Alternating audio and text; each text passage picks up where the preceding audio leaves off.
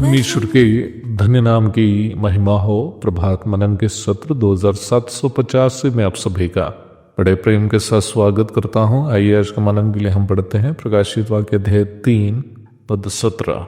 तो कहता है कि मैं धनी हूं और धनवान हो गया हूं और मुझे किसी वस्तु की घटी नहीं, और ये नहीं जानता कि तू अभागा और तुच्छ और कंगाल और अंधा और नंगा है। हमारे कल के मनन में पद में दिया गया कंगाल शब्द पर हम चर्चा की थी। आत्मिक कंगालपन के परिणाम में चौथा अंधा हो जाना है, अथवा आत्मिक रूप में अंधा हो जाना। आत्मिक रूप में अंधा होने का मतलब क्या है? आत्मिक रूप में अंधा हो जाने का मतलब है आत्मिक बातों का महत्व समझने की क्षमता खो जाना। शरीर की आंखें अंधी होने की बात यहाँ नहीं की जा रही है। आत्मिक अंधापन की भयानकता सूचित करने वाला एक प्रस्ताव हमारे प्रभु यीशु मसीह फारिसियों से कहते हुए आप यूहन्ना 9:41 में देख सकते। वहां प्रभु फारिसियों से इस प्रकार कहता है, यदि तुम अंधे होते तो पापी न ठहरते, परंतु अब कहते हो कि हम देखते हैं, इसलिए तुम्हारा पाप बना रहता है।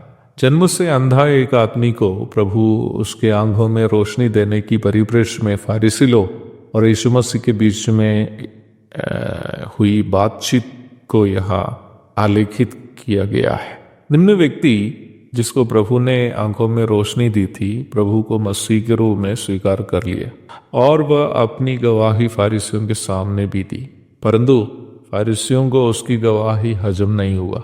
वे लोग उन्हें डांटने और फटकारने लगे। वास्तव में फारिसी लोग यहूदियों के बीच में खुद को न्याय व्यवस्था के ठेकेदार समझने वाले थे। वे ये दावा करने वाले थे कि वही हैं जो न्याय व्यवस्था को सही सही सिखाते हैं और मानते हैं।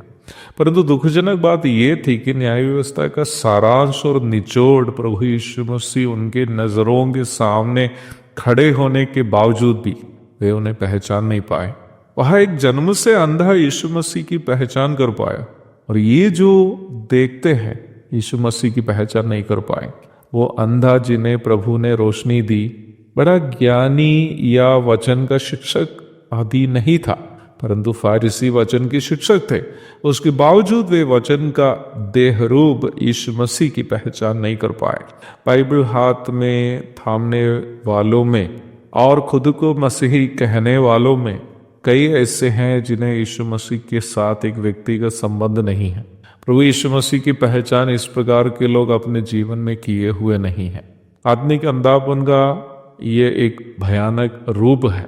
मत्ती 7:22 और 23 पदों में हम कुछ ऐसे लोगों के बारे में देखते हैं जो यीशु मसीह के दास होने का दावा करते थे और प्रभु के नाम में प्रवचन देना, दुष्ट आत्माओं को निकालना एवं अन्य आश्चर्य कर्मों को करते हैं, परंतु प्रभु उन्हें देखकर भविष्य में जो कहने जा रहा है वो इस प्रकार वहां अंकित किया है, मैंने तुमको कभी नहीं जाना, हे कुकर्म करने वालों मेरे पास से चले जाओ। कितनी दयनीय अवस्था होगी उस समय लोगों की। पूरे जीवन में यीशु मसीह को बेच कर खाए और यीशु मसीह कहता है कि इन्हें मेरे साथ कोई संबंध नहीं है। आत्मिक अंधापन उद्धार प्राप्त मसीह विश्वासियों में आत्मिक विषयों का महत्व समझने से वंचित कर देता है और सांसारिक बातों को मूल्यवान समझने के लिए प्रेरित करता है।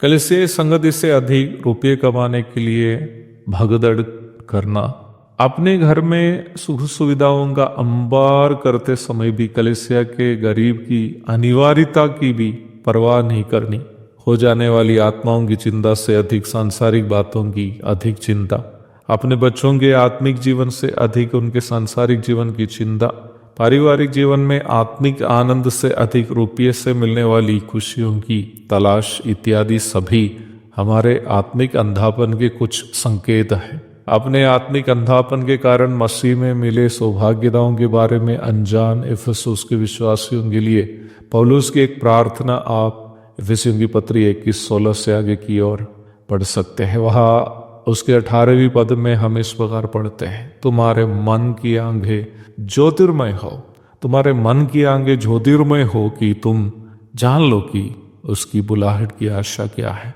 और पवित्र लोगों में उसकी मिरास की महिमा का धन कैसा है और उसकी सामर्थ्य हम में जो विश्वास करते हैं कितनी महान है। प्यारो, इस पद को समझाने के लिए वर्तमान में मेरे पास समय नहीं है।